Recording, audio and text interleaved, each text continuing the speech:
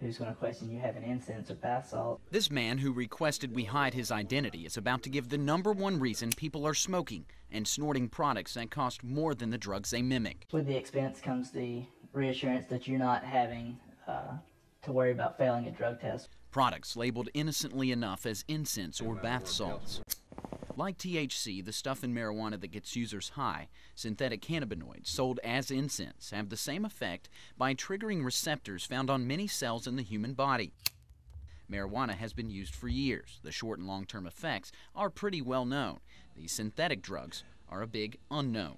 None of these products are tested by the FDA. They're not designed for human consumption. You don't have any idea what you might be getting. Liz Barentine is director with the Partnership for a Drug-Free DeKalb County. She was a big supporter of getting the stuff we told you about last May outlawed. We're very fortunate in Alabama that our legislature made that illegal, but that hasn't completely stopped the problem.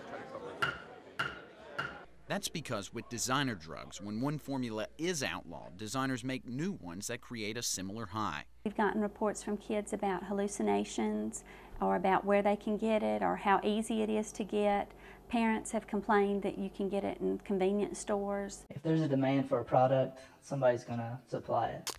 The biggest issue here is that people want to do it, and people have, always looking for a new way to bypass any system. For those who have dedicated careers to keeping people off drugs, the key to eradication is education. You can't necessarily legislate every product that's sold, so we have to be in partnership with parents, and we have to educate teens in particular that you have to be careful, that parents need to tell their children these substances are not as innocent as they seem. Just ask this guy.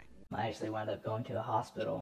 You can imagine me being inebriated to the point, where I have to go to a hospital and then trying to explain my condition to the doctor, as far as what it was I had taken so that he could, possibly find a way to counter the effects. Explaining those effects, let alone what was in what he had taken, was no easy task, especially in an extreme state of paranoia.